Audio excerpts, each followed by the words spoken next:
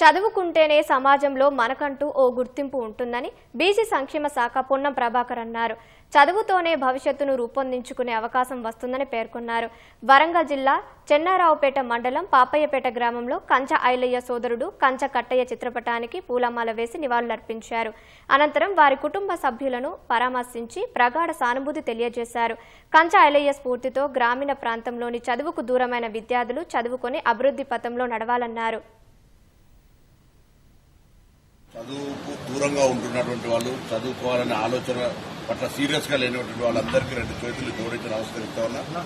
తల్లిదండ్రులు కూడా కష్టపడైనా పర్వాలే, అందరికీ చదువు అందేలా చూడండి. చదువుకుంటే తప్పకుండా సమాజంలో బాధ్యతగా ఎక్కడో ఒక కాడ మనం మన భవిష్యత్తును చూసుకునే అవకాశం ఉంది. కాబట్టి కట్టయ్య గారి ఈ నివాళులర్పించే కార్యక్రమం సందర్భంగా వారిని ఆదర్శంగా తీసుకొని విద్య అన్నిటికీ మూలం. విద్య మన సమాజానికి, మనకు సంబంధించిన వ్యక్తిత్వ నిర్మాణానికి ముఖ్యం. కాబట్టి విద్యను అందుకోవాలని, దాన్ని చదువుకునేటువంటి ప్రయత్నాలు అందరూ సఫలీకృతం కావాలని కోరుకుంటాం.